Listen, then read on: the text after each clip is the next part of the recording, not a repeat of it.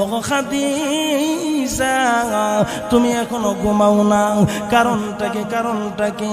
আম্মা জান বলেন, ওগো নবীজি, ইয়া রাসূলুল্লাহ, ইয়া হাবিবাল্লাহ, আমার আল্লাহ আপনাকে না বানাইলে আসমান বানাইতো না, আপনাকে না বানাইলে আমার আল্লাহ জমিন বানাইতো না, আমার আল্লাহ আপনাকে না বানাইলে পৃথিবীর কোনো মানুষকে বানাইতো না, এমনকি আমি খাদিজাকে বানাইতো না। নবী গো শুনেন, আপনি দু জানের বাদশা, দু জানের সরদার, আপনি ইসলামের দাওয়াত দেওয়ার জন্য মক্কার অলিতে গলিতে চলে যাবেন, আর আমি খাদিজা সারা রাত আরাম করব, আপনি দরজার পাশে দাঁড়ায় থাকবেন। এর চাইতে বিয়াদবি আর হতে পারে না। একবার জোরে কন্যা সুবহানাল্লাহ। মুসলমান বন্ধুরা আমার ভালো করে শুনুন, ও মুরব্বী বাবা একটু চিন্তা করে দেখেন, একটা সময় যুবক ছিলেন, যুবক, আজকে চুলগুলো পেকে গেছেন। একদিন মুসা আলাইহিস সালাতু ওয়াস সালাম আল্লাহকে বলতেছেন, ওগো আল্লাহ, দুনিয়াতে সব কিছু পাঠানোর আগে আপনি একটা ইঙ্গিত দেন। ওগো আল্লাহ, আজরাইলকে পাঠানোর সময় আপনি কোনো ইঙ্গিত দেন না, কারণটা কি? আল্লাহ বলেন, মুসা নবী গো, ও মুসা কালিমুল্লাহ, আমি কয়েকবার তোমাদেরকে ইঙ্গিত দেই, তোমাদেরকে বুঝাই, তোমরা বুঝো না। মুসা নবী বলো, আল্লাহ কেমন ভাবে? আল্লাহ বলেন, মুসা নবী গো, এর মধ্যে একটা হলো, তোমার কালো চুলগুলা যখন পাকে যায়, সাদা হয়ে যায়, তুমি মনে করবা দুনিয়াতে আর তাকার সময় নাই। যেরকম ঠিক না বেঠিক? ও মুসলমান, ও সেমতগর আব্বা জানেরা, আম্মা জানেরা, শুনেন গো মা, আম্মা জান খাদিজাতুল কুবরা রাদিয়াল্লাহু তাআলা আনহা আমার নবীকে কেমন ভাবে ভালোবাসতেন, কেমন মোহাব্বত করতেন। আম্মা জান বলে, ও স্বামী, আমি দুনিয়ার কোনো জামা চাই না, আমি দুনিয়ার কোনো পোশাক চাই না, আমি যখন মারা যাব, আমি দুনিয়ার থেকে যখন বিদায় গ্রহণ করব, সর্বপ্রথম আমার জন্য মক্কার নগরী বাজার থেকে কোনো কাফনের কাপড় আনবেন না, কাফন কিনবেন না। ও নবীজি, ইয়া রাসূলুল্লাহ, ইয়া হাবিবাল্লাহ, আমি আপনার কাছে ওসিয়ত করলাম, আমি দুনিয়ার কোনো জামা চাই না, আমাকে কাফন করবেন, আমাকে দাফন করবেন আপনার শরীরের জুব্বাটা দিয়া। জোরে কন্যা সুবহানাল্লাহ। ونذيرا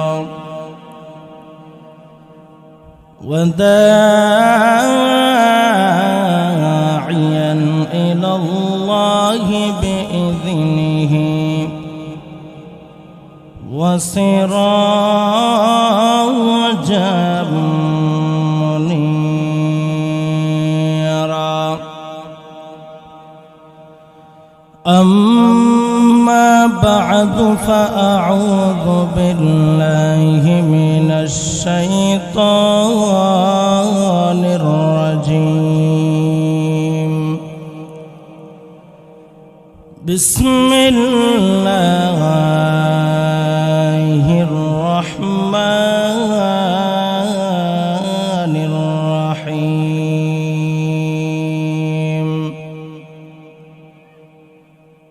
يا أيتها النفس المطمئنة ارجعي إلى ربك راضية مرضية فادخلي في عبادي وادخلي جنتي.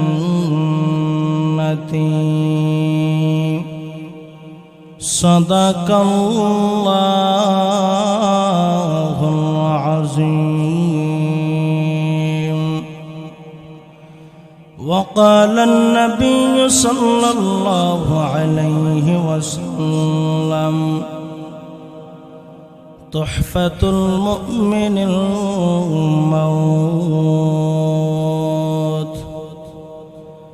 أو كما قال النبي عليه الصلاة والسلام لا إله الله جر لا إله إلا الله لا إله إلا الله لا إله إلا الله لا إله محبة لا إله إلا الله لا إله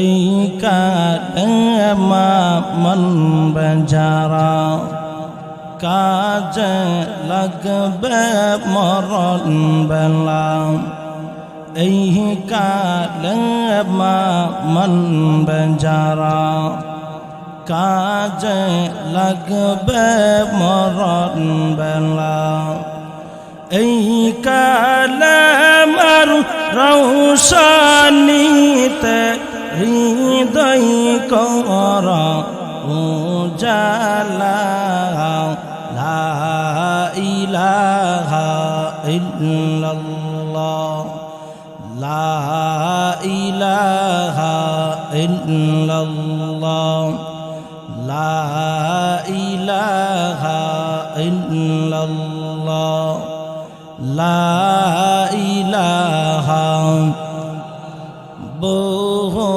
দূরে মদিনা কেমনে যাব জানি না বহু দূরে মদিনা কেমনে যাব জানি না দয়াল্লাহ দয়া করো দয়াল্লাহ দয়া করো নাসিব করা মদিনা লা ইলাহা ইল্লাল্লাহ জোরে লা ইলাহা ইল্লাল্লাহ লা ইলাহা ইল্লাল্লাহ লা ইলাহা লা ইলাহা ইল্লাল্লাহ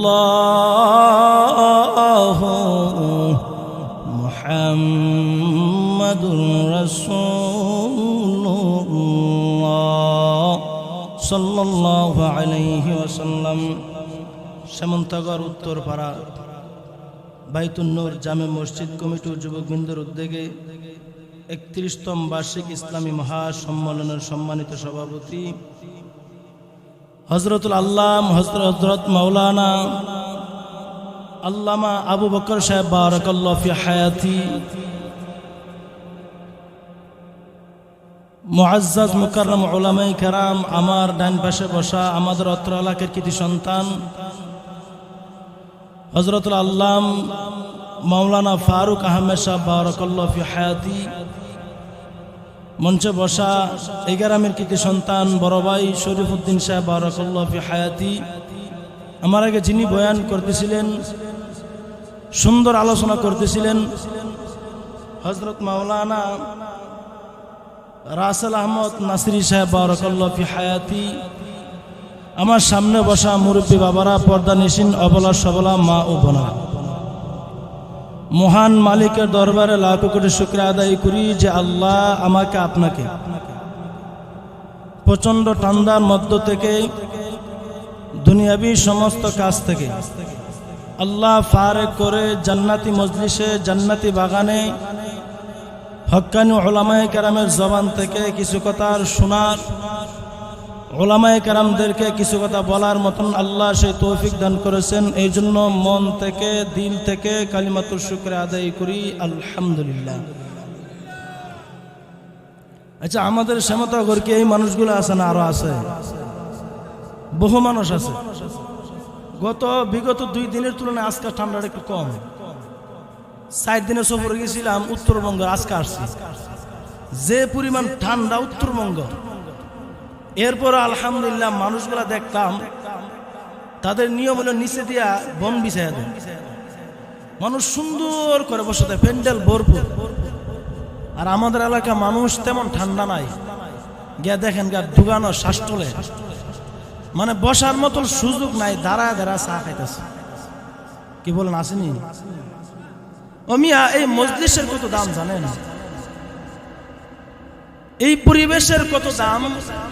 বুখারী এবং মুসলিম শরীফের মধ্যে আল্লাহর নবী আলাইহিস সালাতু ওয়াস সালাম একটা হাদিস বর্ণনা করেছে। নবী বলেন, আল্লাহ তাআলা ফেরেশতাদের মধ্য থেকে একদল ফেরেশতার দায়িত্বই হলো আল্লাহর জমিনে কোথায় আল্লাহর কথা বলা হয়, নবীজির কথা বলা হয়, ওই মজলিসগুলোকে ঘুরে ঘুরে দেখার জন্য। তারা ঘুরে দেখে দেখে তারা ওই স্থানটাকে ফেরেশতারা, রহমতের ফেরেশতা আল্লাহর রহমত দিয়া বেষ্টন করে। মুহতারাম হাজিরিন, তারা এমন ভাবে বেষ্টন করে, এমন ভাবে ভিড় করে, একজনের কাঁধের উপর একজন, একজনের কাঁধের উপর একজন, এরকম ভাবে ভিড় করতে করতে আল্লাহর আরশ মহল্লার মধ্যে তাদের ভিড় যে জমায়ে তাদের আল্লাহর আরশ মহল্লার মধ্যে তারা চলে যায়। আচ্ছা, আমার বয়ান বুঝে থাকলে বলুন তো, এখানে যে আলোচনা হইতেছেন, মাহফিল হইতেছেন, আমার আল্লাহ জানেনি? আল্লাহ জানার পরও ফেরেশতাদের কাছ থেকে আল্লাহ শুনবেন, কিরে তোমরা এখানে ভিড় করতেছে কেন? কারণ আল্লাহ বলেন, আমার বান্দার, আমার বান্দিরে আমি আল্লাহ মহাব্বত কইরা, আদর কইরা, ভালোবাসা দিয়া বানাইছি, অত্যন্ত পছন্দ করে আল্লাহ আমাদেরকে বানাইছে। আমরা হইলাম মানব জাতির মধ্যে শ্রেষ্ঠ জাত। আল্লাহ পৃথিবীতে যত প্রাণী বাড়াইছেন, সমস্ত প্রাণীর মধ্যে আশরাফুল মাখলুকাত হলো আমরা। তো মুহতারাম হাজিরিন, আল্লাহ তো আমাদেরকে অত্যন্ত সম্মানিত করে দুনিয়াতে পাঠাইছে। আল্লাহ চান না কোনো বান্দা জাহান্নামে যাক, কিন্তু প্রত্যেকটা মানুষ তার বদ আমলের কারণে জাহান্নামে হয়। তো আল্লাহ সুবহানাহু ওয়া তাআলা ফেরেশতাদেরকে বলবেন, তোমরা ভিড় করতেছে কেন? ফেরেশতারা বলবে, আল্লাহ শ্যামতগর গিয়েছিলাম, যেই গ্রামে গেলাম, এই গ্রামে মানুষ মনে হয় কমসে কম 4 থেকে 5 হাজার। এই এতগুলা মানুষের মধ্য থেকে অল্প কিছু মানুষ প্রচন্ড শীতের মধ্যে, ঠান্ডা মাটির মধ্যে, আল্লাহ তোমার বান্দারা, তোমার বান্দিরা বসে আছে। তো নবী বলেন, আল্লাহ তাআলা বলবেন, তারা যে এখানে বসছে কি উদ্দেশ্য? তাদের উদ্দেশ্য কি? বলে একটাই উদ্দেশ্য, তারা জাহান্নাম থেকে মুক্তি, জান্নাতের আশা। তো আল্লাহ তাআলা বলবেন, আমার বান্দা, আমার বান্দিরা কি আমি আল্লাহর তৈরি জান্নাত দেখছে না গো আল্লাহ? আপনার বান্দা, আপনার বান্দিরা আপনার তৈরি জান্নাত দেখে নাই। যদি দেখতো তাহলে কি করতো? আল্লাহ, আমাদের বিশ্বাস, যদি আপনার জান্নাত এবং জান্নাতের নাজ নিয়ামত দেখতো, আমাদের মনে হয় তারা তো ফরজ নামাজ বাদ দিব দূরের কথা, তাহাজ্জুদের নামাজও তারা বাদ দিত না। এমনকি 24 ঘন্টায় আপনার জিকিরে মশগুল। আল্লাহ তাআলা পুনরায় আবার বলবেন, তারা যেখানে বসছে তারা কি আমি আল্লাহর তৈরি জাহান্নাম দেখছে না গো আল্লাহ? তারা তো আপনার তৈরি জাহান্নামও দেখে নাই। যদি দেখতো তাহলে কি করতো? আল্লাহ, যদি আপনার তৈরি জাহান্নাম দেখতো, আমাদের বিশ্বাস কোনোদিন গুনাহের কাজ করতো না, নামাজ ছাড়তো না, সুদ খাইতো না, ঘুষ খাইতো না, গীবত করতো না। আল্লাহ যত পাপ কাজ আছে সব পাপ কাজ ছেড়ে যত নেক কাজ আছে সব নেক কাজকে আল্লাহ তাআলা ধরে। আল্লাহ বলেন, হো আমার ফেরেশতারা, তারা কি আমি আল্লাহকে দেখছেন না গো আল্লাহ? আপনি মহান রবকে তারা দেখে নাই, কিন্তু কোরআন থেকে শুনেছেন, উলামায়ে কেরাম বলেছেন, তারা শুনেছেন, বিশ্বাস করেছেন। আল্লাহ বলেন তারা জান্নাতও দেখে নাই, জাহান্নামও দেখে নাই, আমি আল্লাহকে দেখে নাই। তো তোমরা এখানে কিসের জন্য আসলা? ফেরেশতারা বলে, আল্লাহ আমরা আসছি আপনার বান্দা আর আপনার বান্দীদের পক্ষ হয়ে, আল্লাহ আপনার কাছে সুপারিশ করার জন্য, আপনি তাদেরকে মাফ করে দেওয়ার জন্য। আল্লাহ সুবহানাহু ওয়া তাআলা বলেন, ও আমার ফেরেশতারা, তোমাদের কোনো গুনাহ নাই, যেহেতু তোমরা আমার বান্দা আমার বান্দীদের পক্ষে আমি আল্লাহর কাছে আসছো, তাদের পক্ষে আমি আল্লাহর কাছে আসছো তাদেরকে মাফ করে দেওয়ার জন্য, তোমরা সাক্ষী থাকো আজকে এই মাহফিলের মধ্যে যারা আসছে যারা আসবে আমি আল্লাহ সবাইকে মাফ করে দিই। তাহলে যারা দোকানে বসে আছে, যারা মাহফিলের বাইরে আছে, আল্লাহ যদি এই মুহূর্তে এই ঘোষণা দেয়, তারা এই ঘোষণার মধ্যে কি থাকতে পারবে? এই জন্য মুহতারাম হাজিরিন, মাহফিল প্রত্যেক দিন হয় না, মাহফিল প্রত্যেক দিন করা সম্ভব না। বলা যায় না আল্লাহ কার কথার মধ্যে, কার জবান দিয়ে কি বাইর হয় এবং কার কথার মধ্যে আল্লাহ আমার আপনার হেদায়েত রাখছে, পৃথিবীর কোনো মানুষ বলতে পারবে না। যিনি বলতে পারবে উনি কে? একটু জোরে কর না, আল্লাহ। তো এই জন্য মুহতারাম হাজিরিন, আমি আপনাদের সামনে যে আয়াত কেন তেলাওয়াত করেছি, রাসূলের অসংখ্য গণিত হাদিস থেকে একটা হাদিস পাঠ করেছি। এই আয়াত এবং হাদিসকে সামনে রেখে অল্প সময় কিছু কথা বলার চেষ্টা করি। আসলে এই দুনিয়াতে আসতাম, এই দুনিয়াতে থাকার জায়গা না। আচ্ছা, আমি আপনার যে দুনিয়াতে থাকতেছি, আমার আপনার যেই বাড়ির মধ্যে আমি আপনি আছি, এই বাড়ির মধ্যে কি একসময় আমি আর আপনি ছিলাম? কি বলেন? আপনি এমনও দেখেন এই বাড়িতে যিনি বসবাস করত তার নাম নিশানা এখন পর্যন্ত নাই, যেরকম ঠিক নেই। যেই ঘরের মধ্যে থাকেন এই ঘরটা আপনার পূর্বপুরুষ অনেক আগে বানাই দিয়ে গেছে, লোকটা নাই কিন্তু ঘরটা আসেনি। তো কার মরণ কখন হবে, কার মরণ কি হালত হবে, কার মরণ কোন স্থানে হবে, পৃথিবীর কোনো মানুষ বলতে পারে না। এমনকি আল্লাহ তাআলা যুগে যুগে নবী আলী সাল্লাতু ওয়াস সালামদেরকে পাঠাইছেন 1 লক্ষ মতান্তরে 2,24,000 পয়গম্বর আল্লাহ দুনিয়ার জমিনে পাঠাইছেন। সমস্ত নবীদেরকে আল্লাহ তাআলা পাঠাইছেন, কোন নবীর কাছে আল্লাহ এটা বলে নাই কার মরণ কখন হবে। আল্লাহ বলেন 5টা জিনিসের ইলম একমাত্র আমি আল্লাহ জানি, এর মধ্যে একটা হলো বান্দা কখন মারা যাবে, কোন স্থানে মারা যাবে, কোন সময় মারা যাবে, পৃথিবীর কোনো মানুষ বলতে পারে না। যিনি বলতে পারে উনি কে? একটু জোরে কর না, আমার মরণের কতদিন বাকি আমি জানলাম না গো,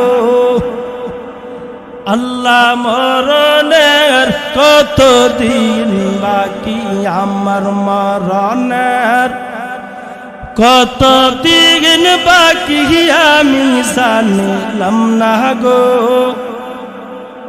আল্লাহ মরণের কতদিন বাকি। আজরাইল আসিয়া যখন হস্তে দিবা ধরি,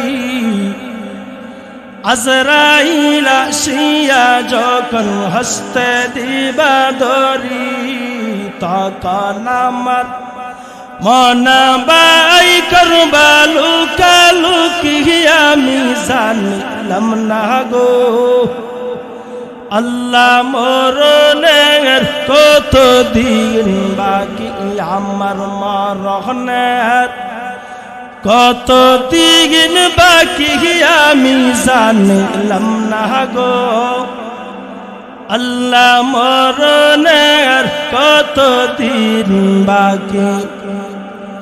হায়াত গইল হাতে গাইরে মওত গইল পায়ে, হায়াত গইল হাতে গাইরে মওত গইল পায়ে, যে জায়গার যার মরণ লেখা সেই জায়গায় সে যাবে আমি জানলাম না গো, আল্লাহ মরণের কতদিন বাকি, আমার মরণের কতদিন বাকি আমি জানলাম না গো, আল্লাহ মরণের কতদিন বাকি, আমার মরণের কত দিন বাকি আমি জানলাম না গো আল্লাহ মরণের কত দিন বাকি। এই জন্য মুহতারাম হাজরিন, আমরা সকলেই সর্বহালতে মরণের প্রস্তুতি গ্রহণ করতে হবে। দুনিয়াতে আল্লাহ তাআলা আশার সিরিয়াল পাঠাইছে, আসার জন্য আল্লাহ তাআলা একটা মাধ্যম দিয়েছে, সিরিয়াল। যেমন আমার আগে যারা আসছে, আমার বড় ভাই, আমার বড় বোন, তারা দুনিয়াতে আসছে, কিন্তু যাওয়ার ক্ষেত্রে কোনো সিরিয়াল আছে? একটু জোরে কন্যা আছে? যদি যাওয়ার ক্ষেত্রে কোনো সিরিয়াল থাকতো, তাহলে আমার আপনার প্রিয় ভাই উসমান হাদি সে আরো অনেক পরে যাইতো, তার বড়, তার বোন আছে, তার ভাই আছে, যেরকম ঠিক না বেটি? তো আল্লাহ বলেন দুনিয়াতে আসার সিরিয়াল আছে, যাওয়ার কোনো সিরিয়াল নাই। মুহতারাম হাজিরিন, আমরা তো মরণ থেকে একেবারেই গাফেল। আল্লাহ নবী আলাইহিস সালাতু ওয়াস সালাম বলেন, যারা মরণ থেকে গাফেল তাদের দুনিয়াও বরবাদ, পরকালও বরবাদ। মুহতারাম হাজিরিন, আম্মা জান খাদিজাতুল কুবরা রাদিয়াল্লাহু তাআলা আনহা আমার নবীর কাছে বিবাহ বসার আগে মক্কার নগরীর মধ্যে ধনাঢ্যদের মধ্য থেকে একজন ছিলেন আম্মা জান খাদিজা রাদিয়াল্লাহু তাআলা আনহা। আমার নবীর আখলাক দেখে, আমার নবীর গুণগান দেখে, আমার নবীর চরিত্র দেখে আমার নবীর কাছে নিজে বিবাহের প্রস্তাব দিয়ে বিবাহ বসে আম্মা জান খাদিজা আমার নবীকে বলেন, নবী আমার যে সমস্ত মাল আছে, সমস্ত মালের সম্পদের মালিক আপনাকে বানায় দিলাম। আপনি ইচ্ছা করলে এই মালের মালিক আপনি হবেন, ইচ্ছা করলে আপনি নিজের জন্য রাখতে পারেন, অথবা আপনি দান করে দিতে পারেন। লক্ষ্য করে দেখেন, বোঝানোর জন্য বলতেছি, আম্মাজান কোটি কোটি টাকার মালের মালিক ছিল। আম্মাজান নবীর কাছে ইসলাম গ্রহণ করার পরে, নবীর কাছে বিবাহ বসার পরে আল্লাহকে পাওয়ার জন্য পরকালের আশায় দুনিয়ার সব কিছু ত্যাগ করে দিয়েছেন। যেরকম ঠিক না বেটি? আম্মাজান কেমন ভাবে আমার নবীকে মহব্বত করতেন। হোমিয়া, আল্লাহ দুনিয়াতে কোন মহিলাকে সরাসরি আল্লাহ সালাম দেয় নাই।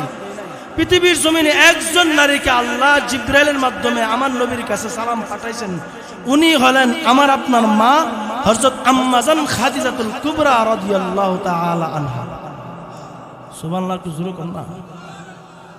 আল্লাহ স্বয়ং সালাম পাঠাইছেন, যে আল্লাহ যেই মহিলার উপর সালাম পাঠাইছেন সেই মহিলা জাহান্নামী হবে। এরপর কবর আযাবকে আম্মা জান কত বই পাইতেন। আল্লাহর নবী যখন মক্কার অলিতে গলিতে ইসলামের দাওয়াত দেওয়ার জন্য নবীজি যাইতেন, আম্মা জান নবী আলাইহিস সালাতু ওয়াস সালাম ডাল শুরু হয়ে যাইতেন, কোন কাফের বেদিন যেন আমার নবীকে কোন কুটুর ভাষা আঘাত না করে, কোন হাতের মাধ্যমে জবান দিয়ে যেন কষ্ট না দেয়। আম্মা জান ডাল শুরু হয়ে গেছে।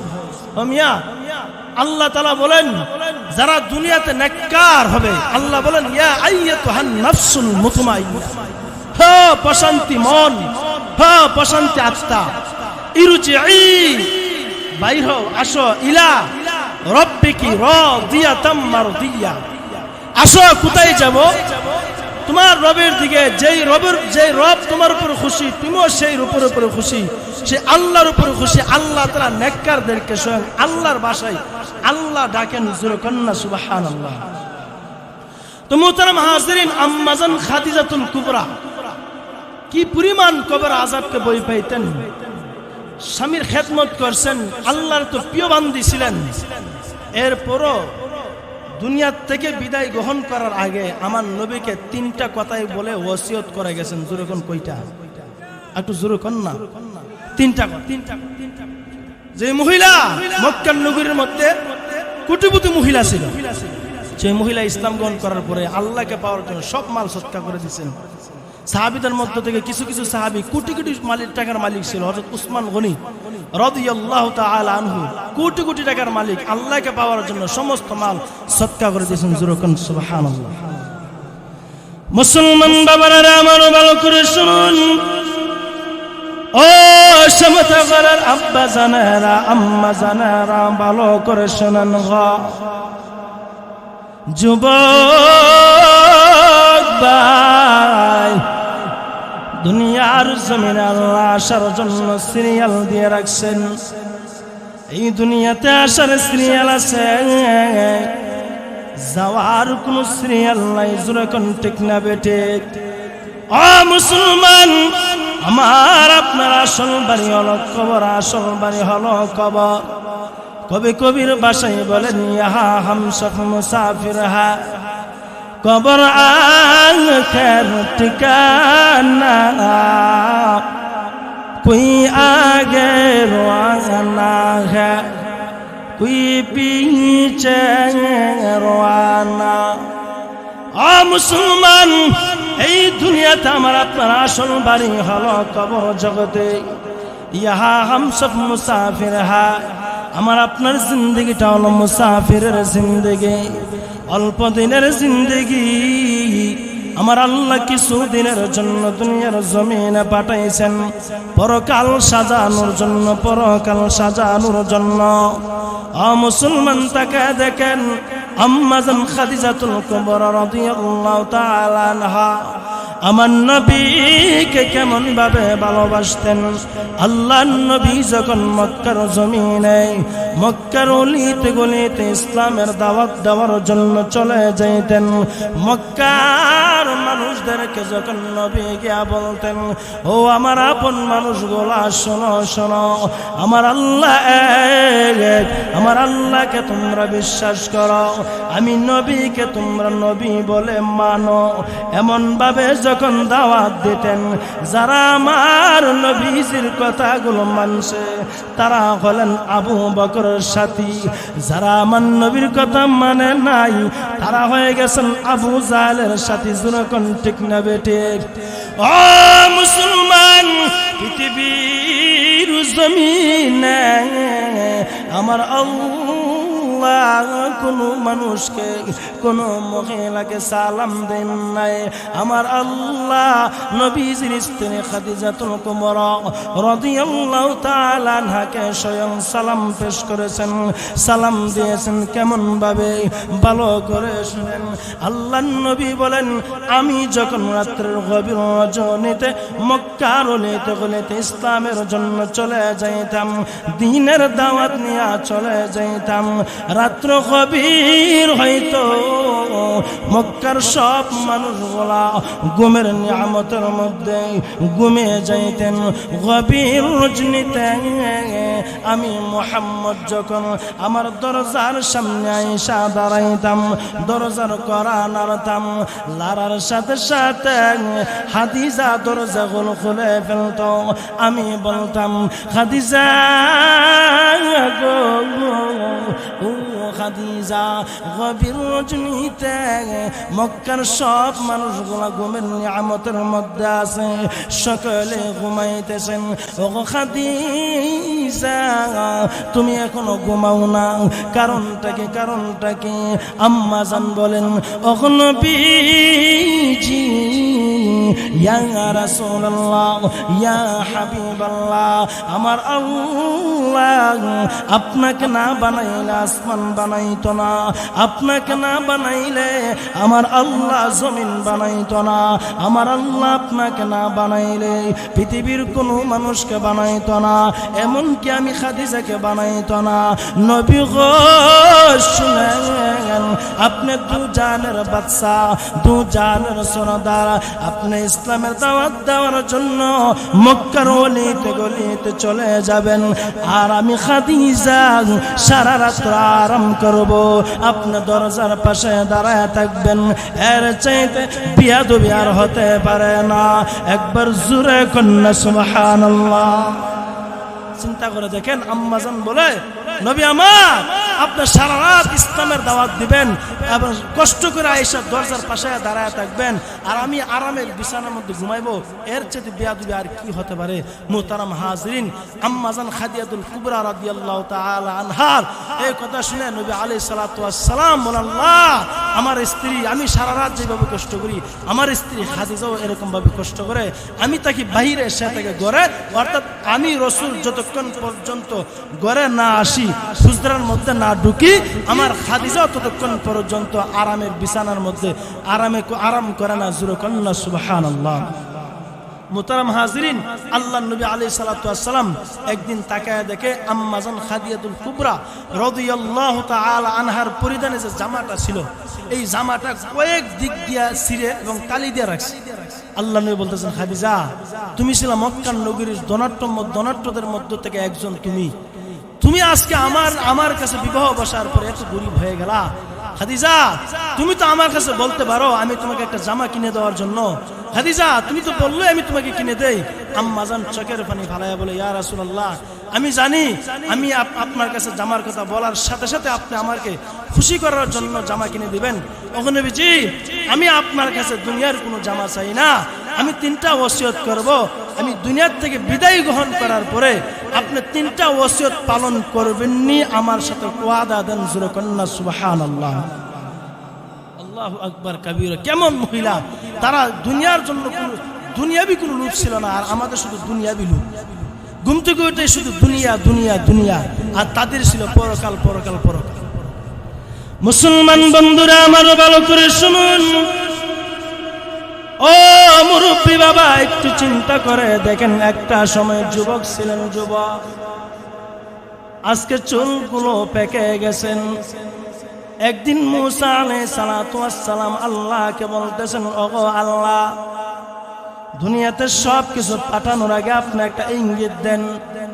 ওগো আল্লাহ আজরাইলকে পাঠানোর সময় আপনি কোনো ইঙ্গিত দেন না, কারণটা কি? আল্লাহ বলেন, মুসা নবী গো, ও মুসা কালিমুল্লাহ, আমি কয়েকবার তোমাদেরকে ইঙ্গিত দেই, তোমাদেরকে বুঝাই, তোমরা বুঝো না। মুসা নবী বলো, আল্লাহ কেমন ভাবে কেমন ভাবে? আল্লাহ বলেন, মুসা নবী গো এর মধ্যে একটা হলো তোমার কালো চুলগুলা যখন পাকে যাই সাদা হয়ে যায়, তুমি মনে করবা দুনিয়াতে আর তাকার সময় নাই। যেরকম ঠিক না বেঠিক? ও মুসলমান, ও সেমতাগর আব্বা জানেরা আম্মা জানেরা শুনেন গো মা, আম্মা জান খাদিজাতুল কুবরা রাদিয়াল্লাহু তাআলা আনহা আমার নবীকে কেমন ভাবে ভালোবাসতেন, কেমন মোহাব্বত করতেন।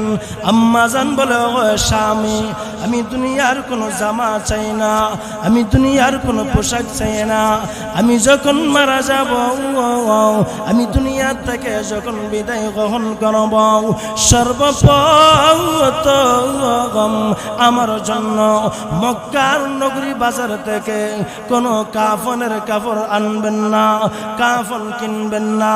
ও নবীজি ইয়া রাসূলুল্লাহ ইয়া হাবিবাল্লাহ, আমি আপনার কাছে ওসিয়ত করলাম, আমি দুনিয়ার কোনো জামা চাই না, আমাকে কাফন করবেন, আমাকে দাফন করবেন আপনার শরীরের জুব্বাটা দিয়া। জোরে কন্না সুবহানাল্লাহ। কবরে রাজাব যে কত কঠিন সইতে আমি পারিব না, মৃত্যুর যন্ত্রণা কত কঠিন সইতে আমি পারিব না। ওগো দয়াময় হে, ওগো দয়াময় হে রহিম, চাই যে শুধু তোমার করুণা। কবরে রাজাব যে কত কঠিন সইতে আমি পারিব না, মৃত্যুর যন্ত্রণা কত কঠিন সইতে আমি পারিব না। যেরকম ঠিক না বেটেক? মসজিদের ওই পালকি খানা আসবে সবার কাছে সবার জানা, মসজিদের ওই পালকি খানা আসবে সবার কাছে সবার জানা। বড়ই পাতার গরম পানি, বড়ই পাতার গরম পানি, শেষ গোসল দিবে দুজনা। গোসল শেষে সাদা কাফনে, গোসল শেষে সাদা কাফনে চির বিদায় দিবে হে মনা। কবরে রাজাব যে কত কঠিন সইতে আমি পারিব না, মৃত্যুর যন্ত্রণা কত কঠিন সইতে আমি পারিব না। ওগো দয়াময় হে রহিম ওগো দয়াময় হে রহিম চাই যে শুধু তোমার করুণা কবরের আযাব যে কত কঠিন সইতে আমি পারিব না মৃত্যুর যন্ত্রণা কত কঠিন সইতে আমি পারিব না জোরকন ঠিক না বেটে কবর আযাবকে সহ্য করতে পারবেন কথা কন্যা করে সহ্য করতে পারবেন ও মিয়া আম্মা জান বলেন নবী আপনার পরিধানে যে জুব্বাটা আছে এই জুব্বাটা দিয়া আমি খাদিজাকে আপনি দাফন করবেন রাসূল বলেন খাদিজা যদি আমার জুব্বা মোবারক দিয়া তোমার দাফন করি এর দ্বারা ফায়দা কি আম্মা জান বলে চিন্তা করে দেখেন যেই মহিলাকে আল্লাহ সালাম জানাইছেন মোট কথা জান্নাতি মহিলা ওই মহিলা বলে নবীজি আমি শুনেছি কবর আযাব ভয়ঙ্কর আযাব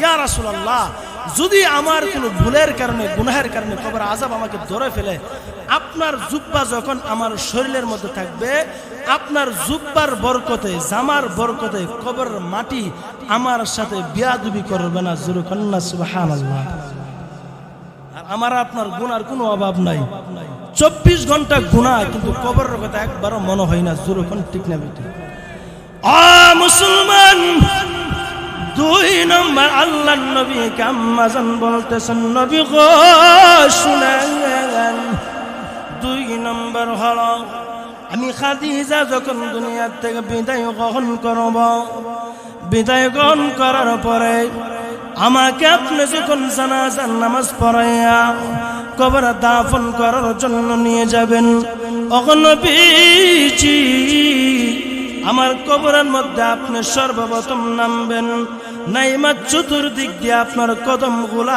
লাগাইবেন আপনি হাঁটাহাঁটি করবেন আল্লাহর নবী বলে খাদিজা গো ও খাদিজা কেন গো আমি আমার কদমগুলা কবরের মাটির মধ্যে লাগাবো আম্মা জান বলে ওগো নবীজি আমি আপনার জবান থেকে শুনেছি কবর আযাব নাকি ভয়ঙ্কর আযাব এই কবরের মধ্যে যদি কোনো মানুষ আমল না নিয়ে যায় ওই কবরটা হয়ে যাবে তার জন্য ভয়ঙ্কর একটি ঘর সাপ বিচ্ছুর ঘর পোকামাকড়ের ঘর আর যদি আমল নিয়ে যাইতে পারে ওই কবরটা হয়ে যাবে তার জন্য বেহেশতের বাগান একবার জোরে কন্না সুবহানাল্লাহ আর একটু জোরে কন্না সুবহানাল্লাহ ও মুসলমান আম্মা জান খাদিজাতুল কুবরা রাদিয়াল্লাহু তাআলা আনহা বলেন ওগো নবীজি আপনি যদি কদমগুলা মাটির মধ্যে লাগান হতে পারে আপনার কদমের বরকতে আমার আল্লাহ কবর আযাব কবর মাটি আমার সাথে বিয়াদবি করবে না আমাকে ধরবে না আল্লাহর নবী বলেন খাদিজা প্রথম শরত ওসিয়ত বললা শুনলাম মানব দ্বিতীয় ওসিয়তের কথা বললা তাও শুনলাম 3 নম্বর কি ওসিয়ত বলো আম্মা জান বলে স্বামী গো আমার ও প্রিয় স্বামী আপনি হলেন দুজানের বাদশা আপনি হলেন দুজানের সরদার আপনি নবীজির জবান দিয়ে আমি শুনেছি কোনো মানুষকে যখন কবরের মধ্যে রাখা হয় রাখার সাথে সাথে তার আপনজনরা যখন চলে আসে 40 কদম আসার পরে আল্লাহর পক্ষ থেকে 2 জন ফেরেশতা আসে মুনকার নাকি প্রশ্ন করার জন্য ওগো নবীজি আমাকে যখন আপনি কবরের মধ্যে রাখবেন রাখার পরে আমার উপরের দিক দিয়া যখন আপনি মাটি দিয়া চাপা দিয়ে দিবেন আপনি আমার স্বামী গো আমি আপনার স্ত্রী হইয়া ওসিয়ত করে গেলাম আপনি আসবেন না আপনি আমার কবরের পাশে দাঁড়ায় থাকবেন কেন জানেননি আল্লাহর পক্ষ থেকে যখন 2 জন ফেরেশতা আমাকে প্রশ্ন করার জন্য আসবে যদি আমি না দিতে পারি আমি ধরা পড়ে যাব, আটকে যাব, আমি কি করব, আমি ধরা পড়ে যাব, কবর আযাব শুরু হয়ে যাবে। হতে পারে আপনি দাঁড়ায় থাকলেন, আপনার চেহারাটা দেখা আমি খাদিজা 3 প্রশ্নের উত্তর দিয়ে দিব। সূরা কন্যা সুবহানাল্লাহ। মওত কাসিন কুল্লু নাসিন শারিবু, মওত কাসিন কুল্লু নাসিন শারিবু, কবর বাইতিন কুল্লু নাসিন দাখিলু, কবর বাইতিন কুল্লু নাসিন দাখিলু। মুহতারাম হাজিরিন, আম্মা জান বলেন, ইয়া রাসূলুল্লাহ, আমাকে যখন প্রশ্ন করার জন্য 2 জন ফেরেশতা আসবে, তখন বুঝি যদি আমি উত্তর না দিতে পারি তাহলে সাথে সাথে কবর আযাব শুরু হয়ে যাবে। আচ্ছা, আমার বয়ান বুঝে থাকলে বলুন তো, যেই মহিলাকে আল্লাহ সালাম জানাইছেন ওই মহিলাকে আল্লাহ তাআলা কি জাহান্নামে দিবে? একটু জোরে কর না। এরপরও দেখেন কবরের কত বই, কবর আযাবের কত বই, মরণকে তারা কি পরিমাণ বই করতো, আল্লাহকে কি পরিমাণ বই করতো। ও মিয়া, আমার আপনার হানার কোনো তবিয়ত নাই, হারাম বাসি না, হালাল বাছাই করি না, হারাম বাছাই করি না, সত্য কথাও বলি না, শুধু মিথ্যা মিথ্যা, সকালবেলা বলি এক কথা, বিকালবেলা বলি এক কথা। মুহতারাম হাজিরিন, একটু চিন্তা করে দেখেন, যে মহিলা জান্নাতি হওয়ার পরও কবর আযাবকে এত পরিমাণ বই করে, আর আমি আর আপনি একা একটা রুমে থাকতে পারি না, একটা ঘরে থাকতে পারি না। এখন যদি যারা আমরা এখানে বসে আছি, আমাদেরকে কেউ যদি বলে আপনাকে টাকা দেবো, এরপরও আপনাকে গুরুস্থানে শোয়া দিয়ে আসি, আপনারা কেউ রাজি হইবেন? চিন্তা করে দেখেন, যেই জনম দুঃখিনী মা, যেই জনম দুঃখিনী বাবা, আপন জনেরা এত আদর করতো, আপন জনরা আমাদেরকে ছাড়া থাকতে পারতো না, আজকে তারা ইতিমধ্যে কবরে কিভাবে শুয়ে আছে একটু চিন্তা করে দেখেন। এই জন্য মুহতারাম হাজিরিন, আর নামাজ ছাড়া লাভ নাই। আজকে থেকে নামাজ পড়া ধরেন, আল্লাহকে বই করার চেষ্টা করেন। কখন জানি কোন অবস্থায় কোন সময় যে আল্লাহ তাআলা আমার আপনার সামনে আজরাইল পাঠাই দেয়, কেউ বলতে পারতো না। যেরকম ঠিক না বেঠিক? তো মুহতারাম হাজিরিন, 3 কথা আল্লাহ নবী আলাইহিস সালাতু ওয়াস সালাম বলেন, আল্লাহর কি ফায়সালা। তোমাদের আম্মা জান খাদিজা যখন আমার কাছে এই কথা বললো, বলার সাথে সাথে কিছুদিন পরই আল্লাহ তাআলার জিম্মায় খাদিজা চলে গেছেন, মানে দুনিয়া থেকে বিদায় গ্রহণ করছেন। রাসূল বলেন, খাদিজা 1 নম্বর ওসিয়ত করলেন, আমার জুব্বা মুবারক দিয়া আমি তাকে দাফন করার জন্য আমি তার ওসিয়ত পালন করলাম, আমার জুব্বা দিয়ে তাকে দাফন করলাম। জোরে কন্না সুবহানাল্লাহ। 2 নম্বর, রাসূল বলেন, খাদিজা বলে গেছিলেন যে সে মারা যাওয়ার পরে কবরে রাখার আগে আমি যেন তার কবরের মধ্যে নামিয়ে আমার উপর চতুর্দিক দিয়ে যেন আমার কদমগুলো রাখি, তাও করলাম। 3 নম্বর, রাসূল বলেন, আমি যখন খাদিজাকে কবরে শোয়ানোর সাথে সাথে দেখবেন, সাধারণত আমাদের এলাকায় আমরা যখন কোনো মানুষকে কবরের মধ্যে রাখি, বিসমিল্লাহি ওয়া আলা মিল্লাতি রাসূলিল্লাহ কথা বলে যখন কবরের মধ্যে রাখার পরে দেখবেন সাধারণত চেহারাটা কিবলামুখী করার জন্য চেষ্টা করি। যেরকম ঠিক না বেঠিক? মুসলমান বাবারা আমার ভালো করে শুনুন, আল্লাহর নবী বলেন, উম্মত তোমরা শোনো, আমার স্ত্রী খাদিজাকে যখন আমি কবরের মধ্যে শোয়াইলাম, কবরের মধ্যে রাখলাম, রাখার সাথে সাথে আমি খাদিজার চেহারাটা কিবলামুখী করার জন্য 1 বার নয় 2 বার নয় কয়েকবার চেষ্টা করলাম। যতবার চেষ্টা করি খাদিজার চেহারা কিবলার দিকে হয় না, সোজা আসমানের দিকে হয়ে থাকে, আসমানের দিকে হয়ে যায়। নবী বলে, আমি পেরেশান হয়ে গেলাম, আমি পেরেশান হয়ে গেলাম, কেন আসমান কিবলার দিকে হয় না? আমার বয়ান বুঝে থাকলে বলুন তো, নবী যে পেরেশান হয়েছে আমার আল্লাহ জানেনি? আর একটু জোরে কান, ও মুসলমান, আমার আল্লাহ জানেন এবং বুঝেন। আমার আল্লাহ বলেন, জিব্রাইল রে, ও জিব্রাইল আর দেরি করিও না, আমার বন্ধুর পেরেশানি আমি আল্লাহ সহ্য করতে পারি না, আমার বন্ধুর কষ্ট আমি আল্লাহ সহ্য করতে পারি না। যার জিব্রাইল যাও, আমার বন্ধুকে গিয়ে বলে দাও, আমার বন্ধু যতই চেষ্টা করবে খাদিজার চেহারা কিবলার দিকে হবে না, কিবলামুখী হবে না। কেন জানো নি? আমি আল্লাহ আমার বন্ধুকে যেমন যেই পরিমাণ ভালোবাসি সেই পরিমাণ আমি আল্লাহ আমার বন্ধুর স্ত্রী খাদিজাকেও মোহাব্বত করি। আমি আল্লাহ আরশে মহল্লা থেকে খাদিজার দিকে তাকায় আসি। জোরে কন্যা সুবহানাল্লাহ। ও মুসলমান, ও সমাতের রাব্বা জানেনা, ভালো করে শুনুন। যেই মহিলা জান্নাতের সার্টিফিকেট পাইছেন, জান্নাতি ঘোষণা হয়ে গেছেন, ওই মহিলা ওই নবীজির স্ত্রী আম্মা জান বলে, আমি কবর আযাবকে এমন ভয় করে, এমন ভয় করে। ও মুহতারাম হাজিরিন, আল্লাহ রাব্বুল আলামিন বলে, বান্দা তোমরা যদি কবরকে ভয় করে কবরের মধ্যে আসতে পারো, আমি আল্লাহকে বই করে যদি আমল করতে পারো, তোমার দুনিয়া তো সফল, পরকাল হয়ে যাবে জান্নাতের মালিক। ও মুসলমান, সাহাবীদের মধ্য থেকে অন্যতম একজন সাহাবী, যেই সমস্ত সাহাবীদের মধ্য থেকে আমার আল্লাহ পৃথিবীর জমিনে 10 জন সাহাবীকে জান্নাতের সার্টিফিকেট সরাসরি দিয়েছেন। সমস্ত সাহাবী জান্নাতি, এর মধ্যে স্পেশাল ভাবে ঘোষণা করে দিয়েছেন। আল্লাহ বলেন, আবু বকর জান্নাতি, ওমর জান্নাতি, উসমান জান্নাতি। আল্লাহর নবীর এক সাহাবী উসমান গনি রাদিয়াল্লাহু তাআলা আনহু যখনই কবরে পাশ দিয়া যাইতেন চিল্লায়া কাঁদতেন, হাউ মাউ করে কাঁদতেন। হঠাৎ একদিন আল্লাহর নবীর প্রিয় সাহাবী উসমান গনি রাদিয়াল্লাহু তাআলা আনহু হযরত আলী রাদিয়াল্লাহু তাআলা আনহুর সাথে গোরস্থান অতিক্রম করতেছেন। গোরস্থানের সামনে দিয়া যাইতেছেন।